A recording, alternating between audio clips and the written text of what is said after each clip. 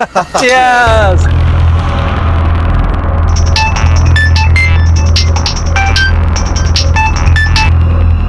Hello, हाँ आ रहा हूँ।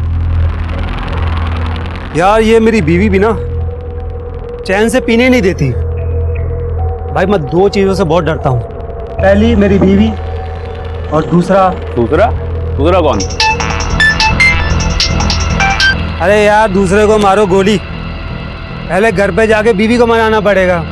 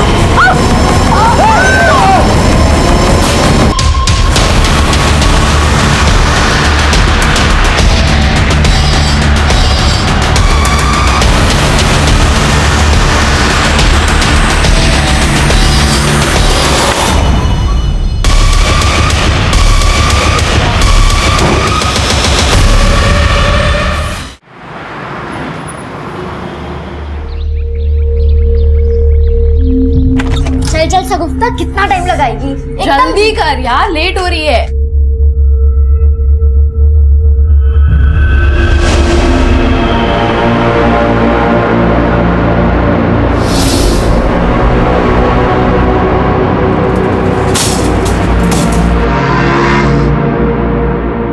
कोटला की पिच बैटिंग के लिए डिजाइन की गई है। हाई स्कोरिंग गेम है शगुफ्ता। अरे पागल, तू अभी से क्यों एक्साइटेड हो रही है? पहले स्टेडियम तो पहुंच जाए।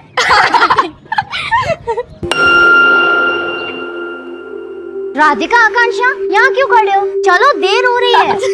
तूने सुना हमने जो कहा? हाँ, तो क्या बोल रही थी? अरे हम ये कह रहे थे कि अपना ईयररिंग लगा ले। दोनों के साथ तो ना सुनने वाले को भी कान में रुई डालने की जरूरत पड़ती है, इसलिए मैंने अपना ईयररिंग निकाल दिया। देखो इन तितलियों को कैसे कपड़े पहनती है। एक्सक्यूज मी, क्या कहा आपने? कान ना तेरे खराब है, मेरे नहीं। मेरे तो कान खराब है, पर आपकी जबान ही खराब है। एक मिनट। मेरी जबान खराब है, देखो। हाँ, क्या कर रही है तू? अगर हिम्मत है तो ऑन कैमरा बोल के दिखाइए, आखिर दुनिया भी तो देखे आपकी सोच कैसी है। एक सेकंड आंटी, बोलो ना। अरे छोड़, कैमरे पे बोल के जाइए ना। या तो आप सभी के सामने हमें सॉरी बोलेंगे, या ऑन कैमरा बोले कि आपकी सोच कितनी घटिया है। अरे शगुफ्ता, आप जाने दो ना, छोड़ो ना आप। अच्छा, तो आप भी ऐसा सोचते हैं जैसा लीना आंटी? नहीं, ऐसा कुछ नहीं है। मैं क्या कर रही हूँ? सॉरी बोल दो वरना छोड़ेगी नहीं है। मैं और इन लोगों को सॉरी बोलूंगी? क्या पागल हो गए क्या? मतलब आप अग्री करती है अपनी सोच से? हाँ, बताइए ना। हाँ, मैं एग्री करती हूँ, कुछ गलत नहीं कहा मैंने। जब 2 साल की बच्ची का रेप होता है, तब वो भी क्या यही बोलती है, कम एंड रेप मी? 80 साल की बुजुर्ग तक को नहीं छोड़ा जाता है, वो भी क्या यही बोलती है, come and rape me?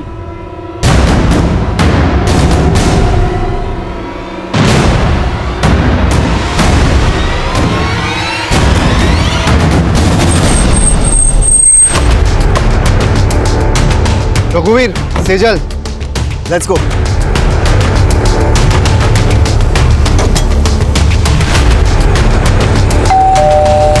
Mummy कहाँ चलेगी?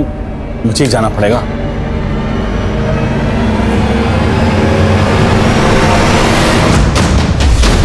घर के सारे दरवाजे खिड़कियां लॉक कर दो। अरे सर, कौन है आप जो मेरे घर में घुसे चले आ रहे हैं? अरे ये सब ऋषि चोपड़ा, आईटी डिपार्टमेंट। आपके घर का सर्च वारंट। जिस बात का सर्च वारंट? इनकम से ज्यादा संपत्ति। हमारे पास सारा ऑडिट है परमवीर जी। आप प्रोफेशन से कॉलेज प्रोफेसर हैं और प्राइवेट कोचिंग इंस्टीट्यूट भी रन करते हो। यहाँ का लैंडलाइन डिस्कनेक्ट कर दो, जितने भी मोबाइल फोन से सब ले लो। Sir, mobile.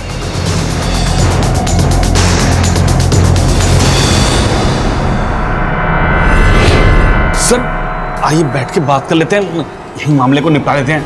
जैसा आप कहोगे हम वैसा ही करेंगे। प्लीज आप प्लीज बैठिए। मुझे रिश्वत देने की कोशिश कर रहे हैं आप? रघुवीर, सर मैं तो नोट करो। सर मैं तो वैसे ही बोल रहा था। चुपचाप से बैठिए वहां पर। ये लो, कस्टडी में लो।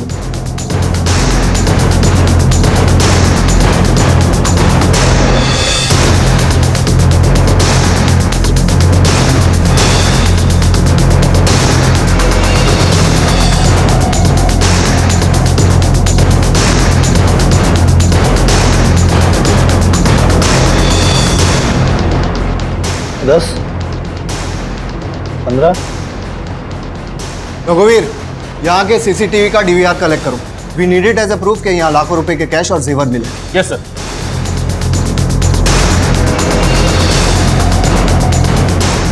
सर यहाँ पे साइन कीजिए प्लीज। सर प्लीज साइन कीजिए। कल सुबह 10 बजे आप मेरे ऑफिस पर रिपोर्ट करेंगे और भागने की कोशिश मत करना, आप पर नजर रखी जा रही है। All of you come.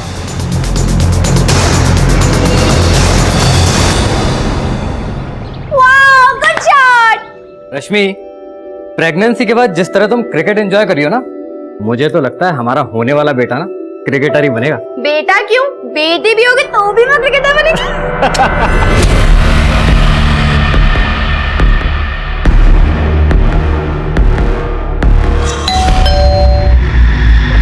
मैं बोलता हूँ।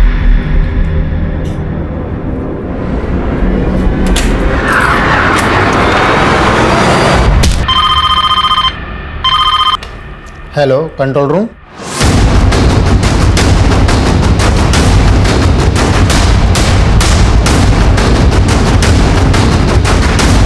पीछे हटिए, पीछे पीछे पीछे।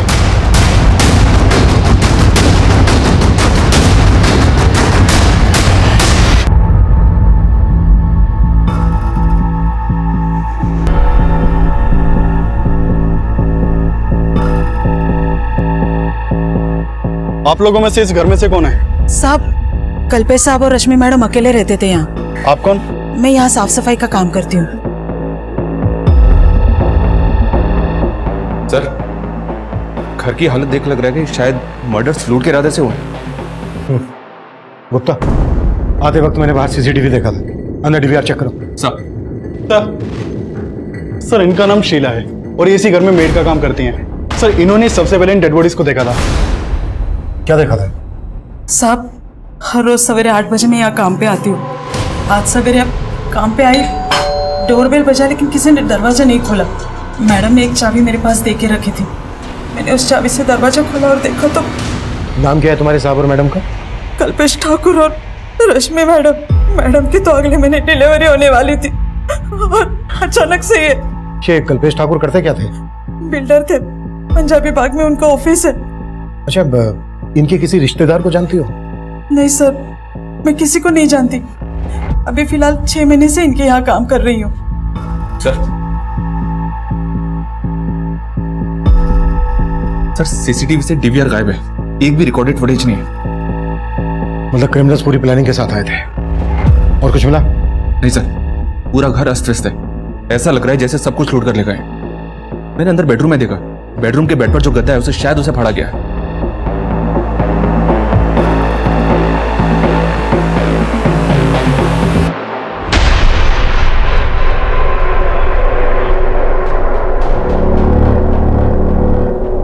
घर में लूट हुई है ये तो समझ में आ रहा है, लेकिन ये गद्दा फाड़ने का चक्कर समझ में नहीं आ रहा है। सर, कल्पेश ठाकुर की कंपनी का विजिटिंग कार्ड मिला है। कल्पेश ठाकुर के ऑफिस में बात करो और आस पड़ोस में पता करो, शायद किसी ने कुछ देखा हो। क्रिमिनल्स घर के सीसीटीवी का डीवीआर निकाल कर ले गए हैं। एक काम करो, पड़ोस में और यहाँ आने वाले रास्ते पर अगर कोई सीसीटीवी है उसकी फुटेज चेक करो। सर, यार 2020 मैच तो मिस कर दिया, पर यहाँ भी कुछ कम चौके छक्के नहीं लग रहे हैं। क्या बात है यार, दबा के कमेंट्स आ रहे हैं। क्या लिखा है? This aunty is sick. Leela aunty की ना लग चुकी है बिल्कुल सब। सीरियसली यार, जोश जोश में वीडियो तो वायरल कर दिया, पर देखना अम्मी गुस्सा करेगी।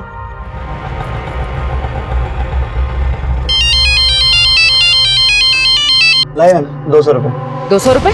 भैया केशवपुरम से ना रोज आते जाती हूँ, 80 रुपए से ज्यादा नहीं लगता। अरे मैडम, कहाँ जी रहे हैं 80 रुपए के जमाने में? 200 रुपए बनते हैं, लाइए 200 रुपए दीजिए। ऐसे कैसे दे दूं 200 रुपए? ये पकड़ो 100 रुपए और 20 रुपए वापस करो, वरना पुलिस को बुलवाऊंगी और धोखा देने के चक्कर में अंदर करवा दूंगी। ये लीजिए अपने 20 रुपए। समझ सकता हूँ, हर कोई अपने एरिया में चौड़ा होता है। क्या?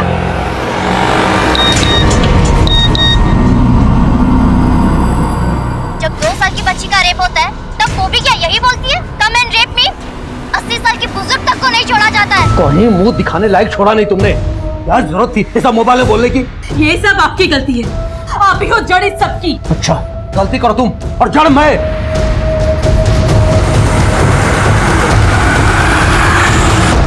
मैं जानती हूँ शगुफ्ता कि वो कैसी औरत है, पर बेटा कीचड़ में पत्थर मारेंगे तो कीचड़ तो हम पर ही आएगा ना।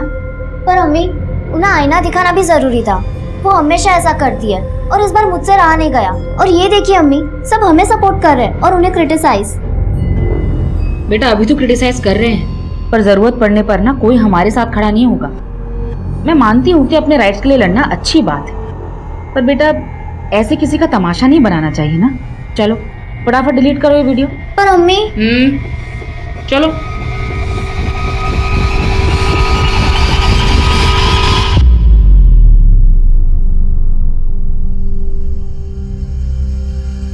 ये तो कल्पेश ठाकुर के घर की तरफ गए थे। बेडरूम के गद्दे का फटा हुआ मिलना और यहाँ घर के बाहर जो गाड़ी है उस पर इनकम टैक्स डिपार्टमेंट भारत सरकार लिखा हुआ है। सर कहीं आईटी रेड का चक्कर तो नहीं? गुप्ता घर में मर्डर्स भी हुए, हमें इस चक्कर को बहुत अच्छे से समझना होगा। ये देखो गाड़ी का नंबर दिख रहा है, वेरीफाई करो कि ये गाड़ी क्या वाकई में आयकर विभाग की। सर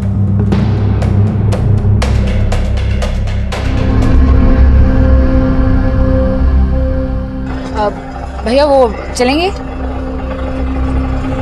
अरे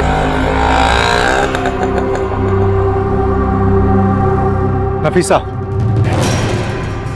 तुम यहाँ क्या कर रहे हो? तुमने तो मेरा फोन उठाना बंद कर दिया, तो मैंने सोचा कि यहीं आके मिल लूं। मुझे जो कहना था ना मैं पहले भी कह चुकी हूँ। तुम्हें मेरा घर खाली करना होगा। 1 हफ्ते का टाइम दे रहा हूं तुम्हें मैं, नहीं तो अच्छा नहीं होगा।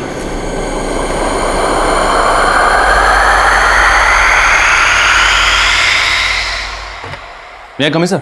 यस कम इन। सर मैंने गाड़ी के उस नंबर को वेरीफाई किया, नंबर फेक है।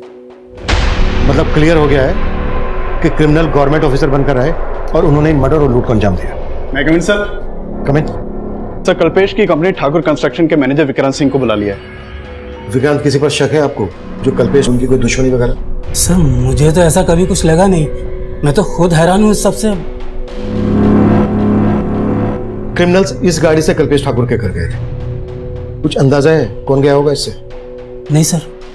कल्पेश के घर से सिर्फ कैश ही नहीं लूटा गया है, बल्कि उनके बेड का गद्दा भी फटा हुआ मिला है। क्या वो अपने गद्दे में कुछ पैसा वैसा छुपा के रखते थे? आई मीन ब्लैक मनी वगैरह? सर ये मैं कैसे कह सकता हूँ? मैनेजर थे आप कल्पेश के, उसके इनकम के बारे में अच्छे से पता होगा, और ये भी पता होगा कि कितने पैसे को फेयर दिखाना है और कितने को ब्लैक मनी। सर ये मैं कैसे? अगर कुछ भी छुपाया ना हमसे तो बाद में भारी पड़ सकता है। सर आप सही कह रहे हैं, कल्पेश सर टैक्स की काफ़ी चोरी किया करते थे, बहुत ज़्यादा ब्लैक मनी थी उनके पास में, लेकिन सर वो थे बहुत जुगाड़ू, ले दे के कैसे भी एडजस्ट कर लिया करते थे। पहुंचा देना अनिल जी के। सर टैक्स की चोरी तो सभी करते हैं, लेकिन वो हद से ज़्यादा करप्ट थे, और इसीलिए मैं उनकी जॉब छोड़ने वाला था। 5 साल से वहां काम कर रहे थे और मर्डर होते ही जॉब भी छोड़ने लगे। लेकिन सर समझ रहा हूं मैं क्या कहना चाह रहे हो। अब हमें ये बताओ कि कल्पेश की फैमिली में कौन कौन है? सर उनके एक बड़े भाई हैं, लेकिन वो कनाडा में रहते हैं, और हाँ रश्मि भाभी की माँ भी हैं जो इंदौर में रहती हैं। शर्मा डिटेल्स ले लो। सर आइए। सर इसकी बातों से तो ऐसा ही लग रहा है जैसे कल्पेश ने फटे हुए गद्दे में अपनी ब्लैक मनी छुपा के रखा होगा। लेकिन ये बात क्रिमिनल्स को कैसे पता चली? शबरी इसमें आईटी ऑफिसर्स इन्वॉल्व है। गुप्ता आईटी डिपार्टमेंट से कल्पेश के केस को समझो। सर क्या बात है अम्मी, 10 बजे और अभी तक आप बिस्तर में? तबीयत तो ठीक है ना? अरे कुछ नहीं बेटा, बस थोड़ी सी हरारत हो रही थी। अच्छा हुआ तूने याद दिला दिया, मुझे जाना है क्लाइंट के साथ ना, एक मीटिंग है मेरी। तबीयत ठीक नहीं तो आराम कर लीजिए। बेटा आराम की फुर्सत कहाँ है? हाँ पर अम्मी, अब मैं भी आपका हाथ बटाना चाहती हूँ। आकांक्षा ने मुझे बताया था एक पार्ट टाइम जॉब के बारे में, कॉलेज के साथ साथ वो भी कर लूंगी। नहीं बेटा, इस सब की कोई जरूरत नहीं है, तू बस अपनी पढ़ाई पर ध्यान दे, बाकी सब मैं संभाल लूंगी।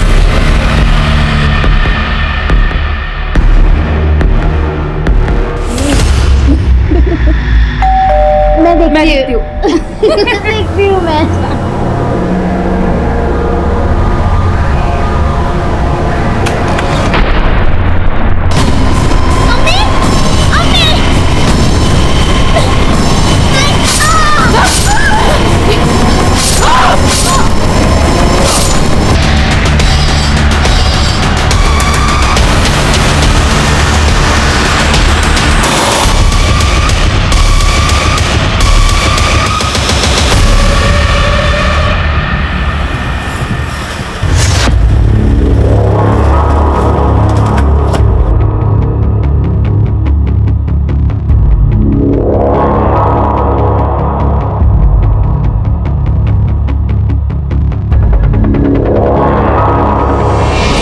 कल्पेश ठाकुर, ठाकुर कंपनी का मालिक?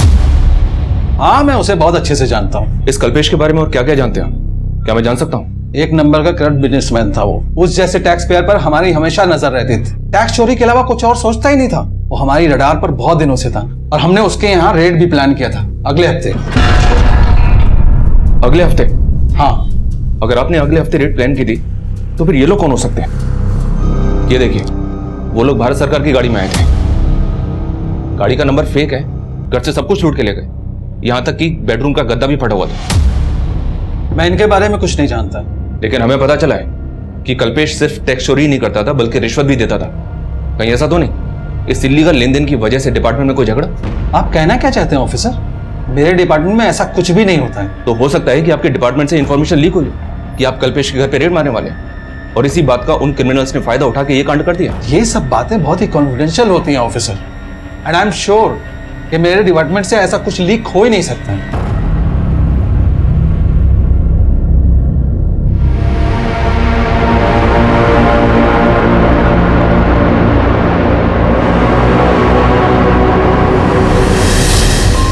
सर, पोस्टमार्टम रिपोर्ट के मुताबिक जिस दौरान भारत सरकार के फेक नंबर की वो गाड़ी उनके घर के बाहर देखी गई। इसका मतलब यह है कि क्रिमिनल्स गवर्नमेंट ऑफिसर के भेष में आए थे। सर, मुझे अभी लग रहा है ये इसी बात से कनेक्टेड है कि कल्पेश के घर आईटी की रेड होने वाली थी। हमें बहुत सावधानी से काम करना होगा। पता लगाओ सज्जन सिंह के अलावा इस बात को वहां और कौन जानता था। आईटी वाले हैं, उन्हें किसी भी तरह से इस बात की भनक नहीं लगनी चाहिए कि हमने काम को किस तरह से कर रहे हैं और हम इन्वेस्टिगेट किस एंगल में कर रहे हैं। मैं coming sir? Yes coming. Sir, मैंने कल्पेश के घर के बाहर की पिछले कुछ दिनों की एक्टिविटीज चेक की। वारदात से एक दिन पहले वहां के सीसीटीवी में कुछ सस्पिशियस नोटिस किया मैंने। ये वहां का फुटेज है सर।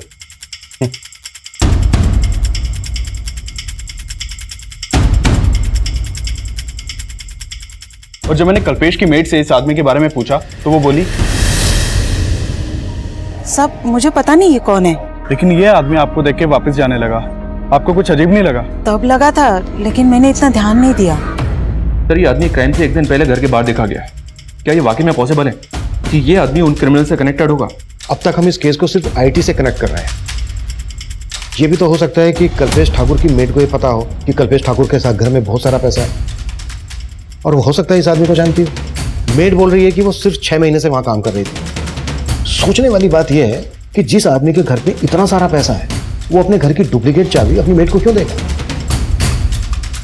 और हो सकता है ये बात कल्पेश ठाकुर के मैनेजर को भी पता हो कि उसके घर में इतना सारा ब्लैक मनी है।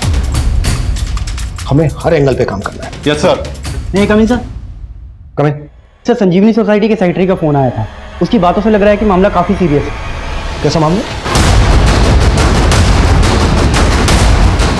सर नमस्ते सर। सर, मेरा नाम राजन है, मैं इस सोसाइटी का सेक्रेटरी हूँ। सर, मैंने आपको कॉल किया था। सर, ये बिल्डिंग फ्लैट नंबर 205 में माँ बेटी किराए पे रहते हैं सर। 2 दिन से गेट नहीं खोला उन लोगों ने। इस तरफ सर। आइए सर, आइए सर, हटो। सर देखिए सर, पेपर भी लगा हुआ है, दूध भी पड़ा हुआ है। सर, हमने फ़ोन भी ट्राई किया था, दोनों के फ़ोन स्विच ऑफ है। राणा, दरवाजा तोड़ो।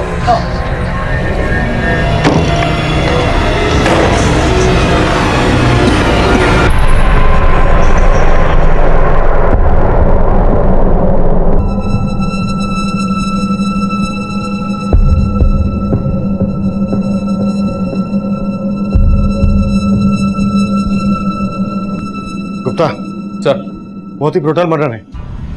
ऐसा लग रहा है किसी ने गहरी दुश्मनी निकाली है इनसे। सर, मैं लूट के भी सहने सर। भी बता रहा था कि ये दोनों माँ बेटी यहाँ रेंट पर रहती थी। कल्पेश ठाकुर की बीवी रश्मि की बॉडी पर ज्वेलरी। फिर भी इन दोनों माँ बेटी का प्रोफाइल पता करो और बिल्डिंग के सीसीटीवी से चेक करो कि यहाँ पर भी भारत सरकार की वो गाड़ी देखी गई है क्या। सर, ये लेडी का नाम नफीसा है और ये एक लॉयर थी सर, और उनकी बेटी वो शगुफ्ता, वो यहीं कॉलेज में पढ़ते हैं। तकरीबन 1.5 साल से ये लोग यहाँ रह रहे थे। और शगुफ्ता के फादर? सर, वैसे उनको कहीं देखा नहीं, शायद वो विडो थी। फ्लैट का मालिक कौन है? सर, मंजीत सिंह, ये संत नगर में रहते हैं। मंजीत का नंबर ले लो इनसे। और किस किस का आना जाना था यहाँ? सर, शगुफ्ता की 2 फ्रेंड्स है, आकांक्षा और राधिका। ज्यादातर वो ही यहाँ आती जाती रहती है। पिछले 2 दिन में किसी को देखा था आते जाते? हाँ सर, 2 दिन पहले मैंने एक डिलीवरी बॉय को देखा था, इनके घर की डोरबेल बजा रहा था। कौन डिलीवरी बॉय? वो मुझे नहीं मालूम सर। सर पूरी बिल्डिंग की सीसीटीवी खराब है और बिल्डिंग में एक हफ्ते से सिक्योरिटी गार्ड भी नहीं है।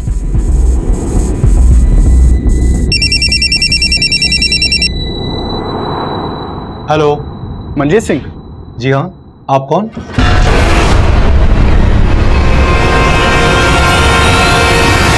गुप्ता, सर ये कल्पेश के मेट क्यों है जरा पता करो। सर नफीसा शगुफ्ता जिस फ्लैट में रहती थी उसके मकान मालिक मंजीत सिंह से मेरी बात हुई। ठीक है, उसको थाने बुला लो और उसकी नेबर शगुफ्ता की फ्रेंड्स के बारे में बता रही थी कि उनका भी आना जाना था, उनके बारे में पता करो। सर मेरा वहाँ आना जाना कम ही होता था। वो फ्लैट मैंने किराए पे चढ़ाने के लिए ही खरीदा था। शगुफ्ता और नफीसा के पड़ोसी कैसे थे? मतलब उनका किसी के साथ कोई लड़ाई झगड़ा होता होगा तो आपको पता चल ही जाता होगा। सर कईयों से उनके लड़ाई झगड़े थे। वो लोग तो चाहते थे कि मैं उन्हें वहां से निकाल दूं। कई कंप्लेंट आती थी सर उनकी। कैसी कंप्लेन और कौन करता था? सर मुझे वहां के सेक्रेटरी सब कुछ बताते थे। सर वहां के लोगों को उनसे बहुत प्रॉब्लम थी। किसी को उनके पहनावे से प्रॉब्लम थी तो किसी को उनकी लाइफस्टाइल से, और यहाँ तक कि हमारे सेक्रेटरी साहब को तो उनकी बिरादरी से प्रॉब्लम थी। वो उनके सामने वाले फ्लैट में ही रहते हैं।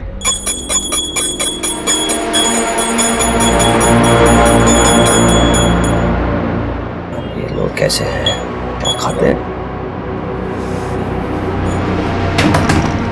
जानू बना रखी जगह। अगर ये मांस मच्छी खानी है ना तो अपने घर में खाओ, ये कचरा गंदगी यहाँ नहीं चलेगा। 1 मिनट अंकल। क्या 1 मिनट? एक तो इतना साउंड बढ़ा रखा है कि पूरी सोसाइटी बहरी हो जाए। सॉरी अंकल, मैंने ईयररिंग नहीं लगा रखा था। क्या मालूम? सॉरी, ये तमाशा बंद करो मुझे। ये कचरा कौन उठाएगा, तुम या तुम्हारी माँ? तमीज से बात कीजिए अंकल। अब तमीज तो तुम्हें मैं सिखाऊंगा तुम्हारे अंदाज में। करता हूँ तुम्हारे लैंडलॉर्ड को फोन और निकलवाता हूँ तुम माँ बेटी को यहाँ से बाहर। तू देख। हाँ राजन भैया। मंजीत भाई, हमारी बिरादरी वाले होकर आपने ये किसको किराए पे घर दे दिया अपना? आप इनको बाहर निकालो अभी के अभी। हमारी बिरादरी वाले किराएदार नहीं मिल रहे आपको क्या? सर ये आए दिन की टेंशन थी, पर मैं उन्हें ऐसे कैसे निकाल सकता था? सर मैं तो इन सब बातों को मानता भी नहीं हूँ। साहब, मैं उस बिल्डिंग में और आसपास के बिल्डिंग में कई फ्लैट्स में काम करती हूँ। शगुफ्ता और नफीसा के यहाँ भी काम करती हो? नहीं साहब, मैं उनको जानती तक नहीं। तो उनकी बिल्डिंग में किसके यहाँ काम करती हो? मैं लीना मैडम के यहाँ काम करती हूँ, जो तीसरे माले पे रहती है। और ये तो तुम्हें पता ही होगा ना कि तुम्हारे कल्पेश सेठ के घर में कितना पैसा था। कहीं इस बारे में उन क्रिमिनल्स को तुमने तो नहीं बताया था? नहीं साहब, मैं पहले ही बता चुकी है। आप मुझ पे बेकार में शक कर रहे हैं। सर मैंने संजीवनी बिल्डिंग के पास वाली बिल्डिंग के सीसीटीवी फुटेज भी चेक किए, लेकिन भारत सरकार के टैग वाली ऐसी कोई भी गाड़ी नहीं दिखाई दी जैसी कल्पेश के घर के बाहर देखी गई थी। और शगुफ्ता की माँ नफीसा भी एक मामूली लॉयर थी, किराए के फ्लैट में रहती थी, उसकी ज्यादा इनकम भी नहीं थी। सर माना दोनों केस सेम एरिया के हैं। कल्पेश की मेड दोनों केसेस में कॉमन है। लेकिन सर मेड के खिलाफ तो फिलहाल कुछ नहीं मिला, और न ही कल्पेश के मैनेजर विक्रांत के खिलाफ। आईटी डिपार्टमेंट से कोई इन्फॉर्मेशन? तो हमारे इन्फॉर्मर वहां भी लगे हुए हैं।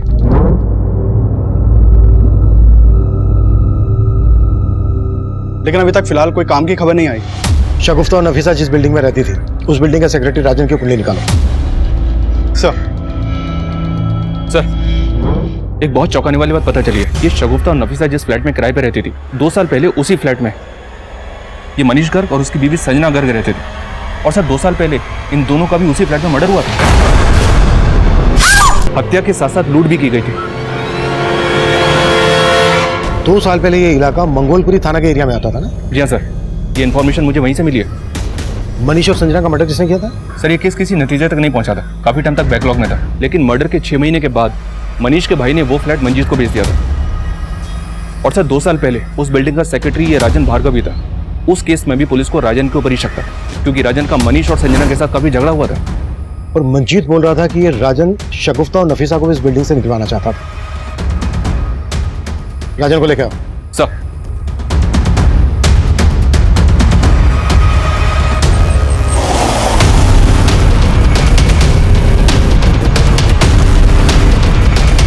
तो तू चाहता ही नहीं था कि कोई तेरे पड़ोस में रहे। शगुफ्ता और उसकी माँ की बिरादरी से प्रॉब्लम थी तुझे, पर मनीष और उसकी पत्नी संजना को क्यों मारा? सर मैंने कुछ भी नहीं किया सर, और उस केस से तो मुझे पहले ही भरी किया जा चुका है। लेकिन हम पूरी तरह से अच्छे से तेरी आरती उतारेंगे। क्या क्या कांड किया तूने? सर मैंने कुछ नहीं किया सर, मैं सच बोल रहा हूँ। सब कुछ बहुत ही प्लानिंग के साथ किया तूने। पहले सिक्योरिटी गार्ड को निकाल, जानबूझकर बिल्डिंग के सीसीटीवी नहीं करवाए ताकि ये कांड कर सके, है ना? आप गलत सोच रहे सर सीसीटीवी फंड की वजह से नहीं हो पाया। आप चाहे तो सोसाइटी का अकाउंट चेक कर सकते हैं। ये सब गणित तो इसलिए जोड़ रहा था ताकि बाद में सफाई में पेश कर सके। नहीं सर, आप गलत शक कर रहे हैं मुझ पर। सर आप लीना और उसके पति को देखिए, सर मुझसे ज्यादा प्रॉब्लम तो उन दोनों को थी। और उस दिन सर आपसे वो कह रही थी कि उसने डिलीवरी बॉय को देखा। सर मैं पड़ोस में रहता हूँ, मैंने नहीं देखा, उसने देख लिया। सर वो साफ झूठ बोल रही। लीना क्यों झूठ बोलेगी? क्योंकि सर शगुफ्ता और उसकी फ्रेंड्स ने उसका वीडियो वायरल कर दिया था। कैसा वीडियो? जब 2 साल की बच्ची का रेप होता है तब वो भी क्या यही बोलती है, कम एंड रेप मी? 80 साल की बुजुर्ग तक को नहीं छोड़ा जाता है। ये वीडियो सोशल मीडिया पे काफी टाइम से वायरल है और लीना के अगेंस्ट काफी कमेंट्स भी किए गए थे। सर ये लीना वही औरत है जिसके घर में वही मेड काम करती है जो कल्पेश के घर पे करती थी।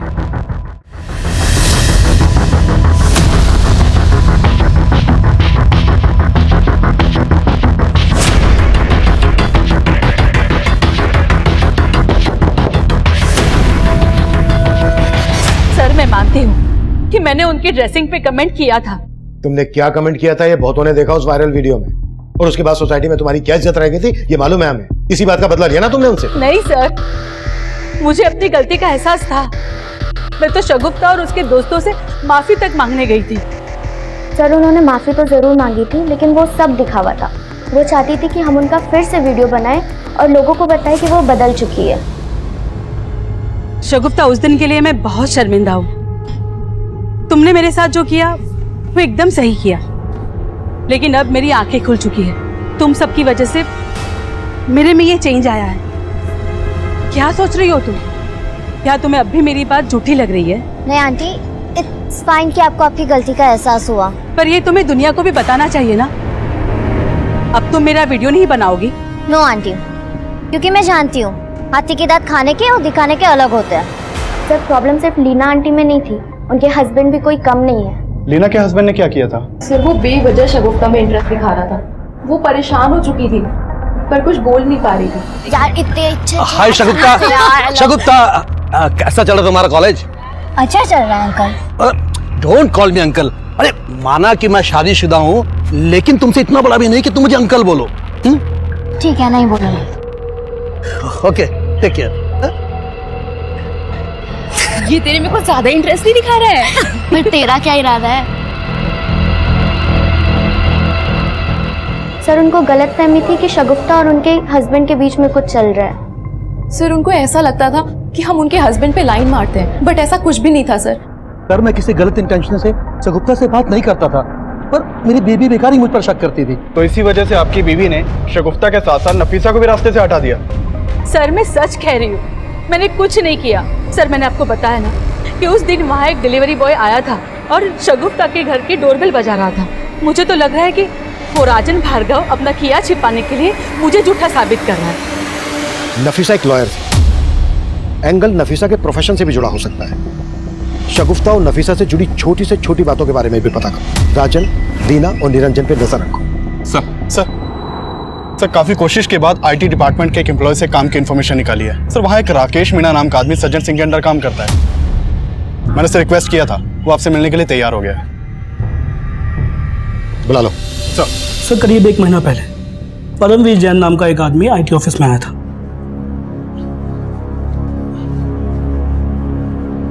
एक्सक्यूज मी सर, ऋषि चोपड़ा जी से मिलना था। 10 बजे का टाइम दिया था मिलने के लिए। Rishi Chopra IT department. Excuse sir, क्या हुआ? सर वो आईटी इंस्पेक्टर ऋषि चोपड़ा जी ने सम्मन दिया था और कहा था कि कल 10 बजे ऑफिस में आकर मिले। ऋषि चोपड़ा? जी सर। मगर इस नाम का कोई ऑफिसर यहाँ काम नहीं करता। सर उनके अंडर में रघुवीर सिंह, सेजल गुप्ता और अतुल शर्मा थे। वो कल मेरे घर आए थे। मगर इन नामों के कोई ऑफिसर हमारे यहाँ काम नहीं करते। क्या? सॉरी सर, मुझे लगता है कि मुझे कुछ गलतफहमी हो गई है, मैं चलता हूँ। रुको 1 मिनट, तुम्हें सम्मन मिला था, इसका मतलब कल तुम्हारे रेड हुई थी? नहीं सर, हमारे घर कोई रेड नहीं हुई सर। नाम क्या है तुम्हारा, कहाँ रहते हो? सर मैंने बोला ना कि मुझे गलतफहमी हुई है, बस मैं चलता हूँ। मेरी बात सुनो सर, सुनो। फिर वो वहां से चंपत हो गया। मुझे शक हुआ तो मैंने ये बात सज्जन सर से की। फिर हमने ऑफिस का सीसीटीवी चेक किया और उसकी प्रोफाइल निकाली। तब हमें ये मालूम हुआ ये वही परमवीर जैन है जिसके हम लोग रेड मारने वाले थे। फिर आप लोगों ने क्या एक्शन लिया? सर हमारी टीम ने उसके घर पे रेड डाली, मगर वहां हमें कुछ मिला ही नहीं। लेकिन तब भी हमें एक बात समझ में नहीं आई कि ये ऋषि चोपड़ा, अतुल शर्मा और रघुवीर सिंह और सेजल गुप्ता की बात कर रहा था। आप हमें परमवीर जैन का नंबर और एड्रेस दे सकते हैं? Sure sir. Thank you. मैं कम इन सर? यस कम इन। सर मैंने नफीसा और शगुफ्ता के कॉल रिकॉर्ड चेक किए। शगुफ्ता को आखिरी कॉल एक विल कोरियर कंपनी की तरफ से आया था। दरअसल शगुफ्ता ने अपने लिए एयर एड ऑर्डर किया हुआ था और ये डिलीवरी उसी दिन होने वाली थी जिस दिन उन दोनों का मर्डर हुआ था। सर मैंने डिलीवरी बॉय को यहाँ बुलवा लिया है। गुड। और सर नफीसा के कॉल रिकॉर्ड से ये सामने आया कि नफीसा के अपने मकान मालिक मंजीत सिंह के साथ लगभग रोजाना बातचीत होती थी। अफेयर का एंगल? सर हो सकता है। ठीक है, इस मंजीत के बारे में सब कुछ पता करो। सर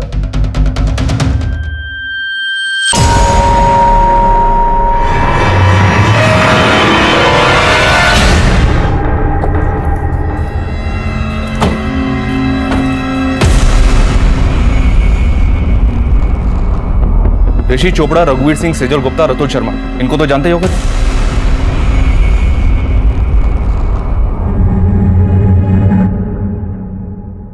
नहीं सर, मैंने नहीं जानता।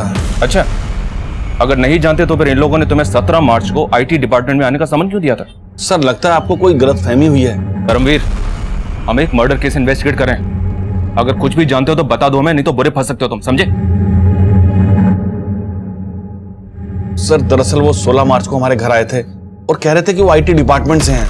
और फिर उन लोगों ने यहाँ रेड की? हाँ सर, और अगले दिन जब मैं आईटी डिपार्टमेंट गया तो पता चला कि उन लोगों का इस डिपार्टमेंट से कोई लेना देना ही नहीं है। सर वो लोग बेवकूफ बनाकर हमारे घर से सब सामान लूट कर ले गए और यहाँ तक कि सीसीटीवी कैमरे के डीआरएस भी निकाल कर ले गए। और तुमने पुलिस को इन्फॉर्म तक नहीं किया, इसलिए ना क्योंकि तुम जानते थे कि वो लोग तुम्हारी ब्लैक मनी लूट कर ले गए? जी सर, लेकिन सर उसके बाद मैंने कसम खाई कि कभी भी टैक्सी चोरी नहीं करूंगा। वो चारों दिखते कैसे थे? सर 4 नहीं, वो 5 थे। 5? जी सर, एक बार गाड़ी के पास खड़ा था। गाड़ी पे क्या लिखा था? आर.एस. का? जी सर। उन सबके स्केच बनवा सकते हो तुम? सर बात तो बहुत पुरानी है लेकिन उनके चेहरे नहीं भूल सकता मैं। हाँ सर, उस दिन मैं वहाँ सगुप्ता जैदी के यहाँ एक पार्सल डिलीवर करने गया था। सर मैं काफी देर तक डोरबेल बजाता रहा लेकिन किसी ने दरवाजा खोला नहीं सर। तुम वहाँ 28 अप्रैल को गए थे, टाइम याद है तुम्हें? साहब करीब सुबह के 11 बज रहे होंगे सर। पोस्टमार्टम रिपोर्ट के मुताबिक 28 अप्रैल को करीबन इसी समय शगुफ्ता और उसकी मां का मर्डर हुआ था। कहीं तुम कुछ छुपा तो नहीं रहे हो? नहीं सर, मैं कुछ नहीं छिपा रहा सर।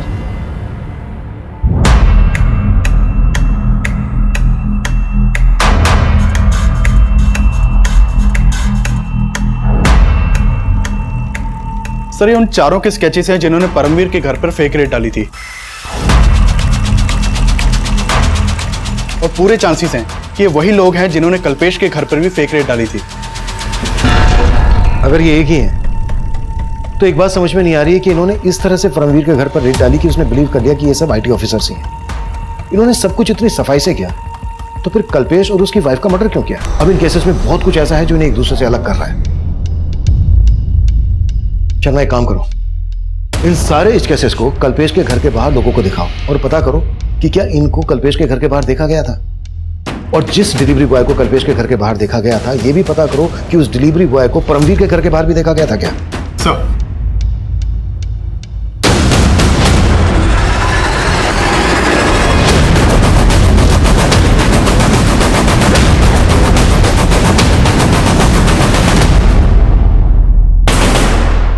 आपका अंदाजा सही था।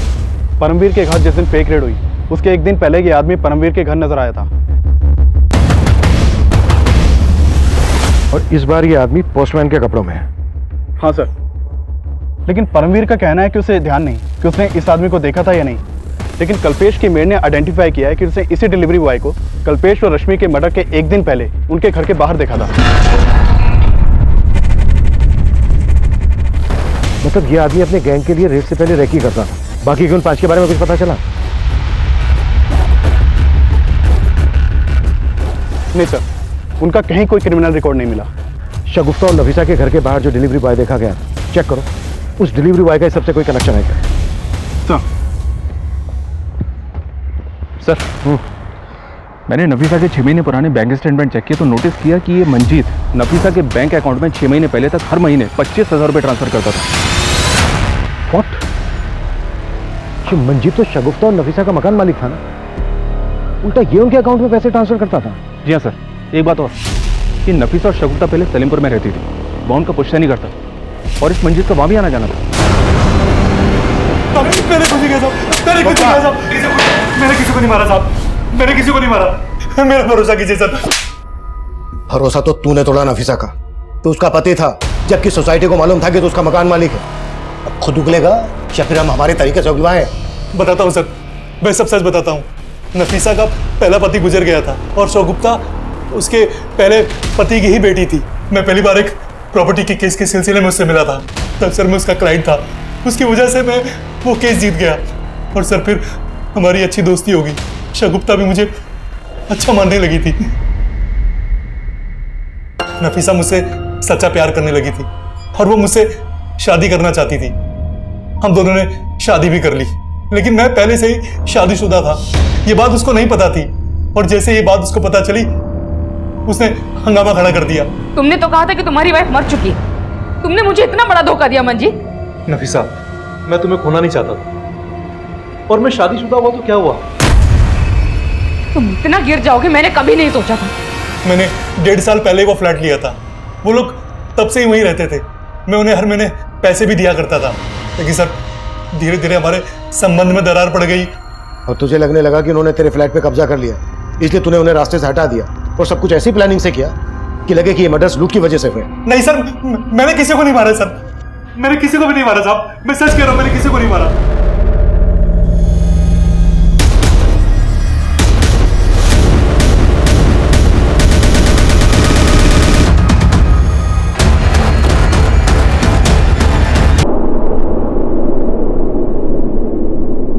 ये तो वही आदमी लग रहा है जो उस दिन परमवीर और कल्पेश के घर के बाहर देखा गया था। ये देखिए। हम बाकी के क्रिमिनल्स तक पहुंच जाएंगे। इस लाश की फोटो और बाकी के 4 क्रिमिनल्स के स्केचेस हमने दिल्ली के सभी थानों में सर्कुलेट किए, लेकिन कोई सफलता हमारे हाथ नहीं लगी।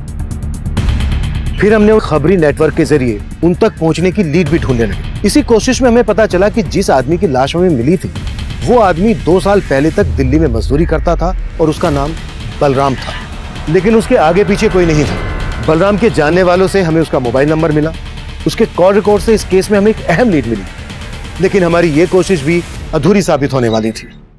बलराम के जानने वालों से हमें उसका मोबाइल नंबर मिला। उसके कॉल रिकॉर्ड से इस केस में हमें एक अहम लीड मिली।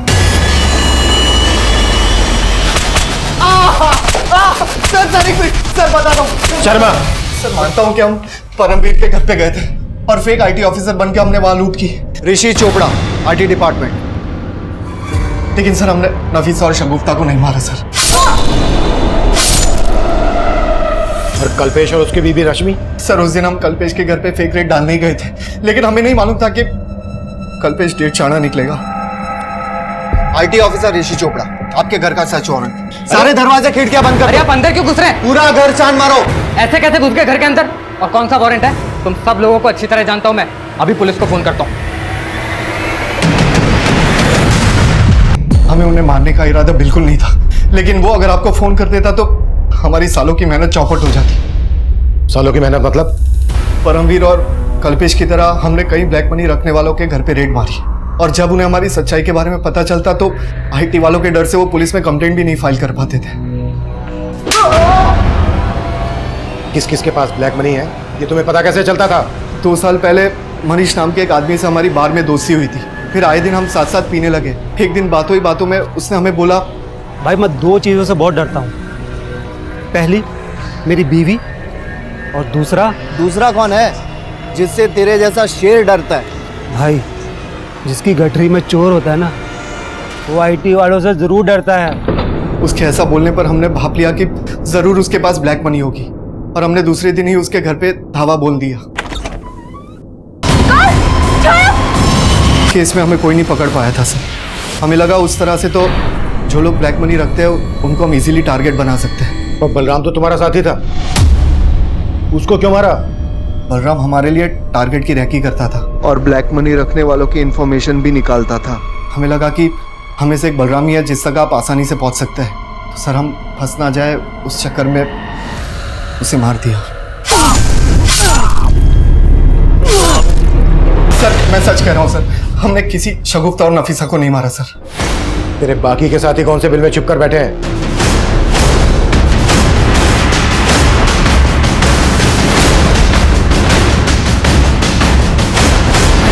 फिर हमने इस केस को रिविजिट किया।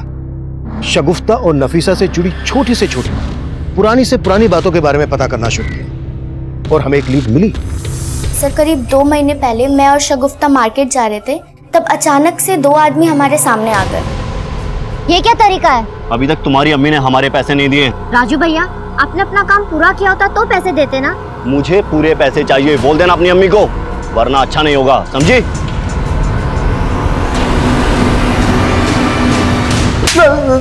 सब बताता हूँ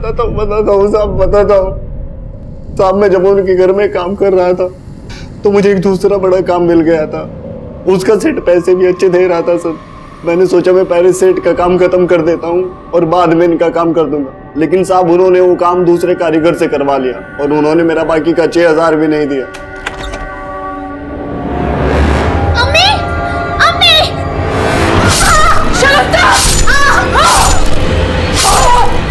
सिर्फ 6,000 रुपए के लिए तूने उनको मार डाला। कुत्ता साले! मनीष, कल्पेश, परमवीर ये विक्टिम तो जरूर थे, लेकिन कानून की नजर में गुनहगार भी थे। शगुफ्ता और नफीसा को बहुत पहले से ही ये दस्तक मिल रही थी कि उनके साथ सब कुछ ठीक नहीं हो रहा है। मंजीत ने नफीसा से शादी की थी, लेकिन ये बात सोसाइटी में किसी को मालूम नहीं थी। राजन की धमकी, लीना और निरंजन के झगड़े, हर मोड़ पर उन्हें दस्तक मिल रही थी कि वो कभी भी किसी भी तरह के अपराध में तब्दील हो सकती थी। इस केस में हम भी आखिर तक ये सोच नहीं पाए थे कि मात्र 6,000 रुपए के लिए नफीसा और शगुफ्ता को मार दिया गया, कि वाकई में चौंका देने वाला था। अब मैं सीनियर इंस्पेक्टर अभिमन्यु जिंदल आप लोगों से विदा लेता हूं। आपसे फिर मुलाकात होगी एक नए केस के साथ। स्वस्थ रहिए, सतर्क रहिए और देखते रहिए क्राइम पेट्रोल दस्तक। मकसद बताना नहीं, बचाना है।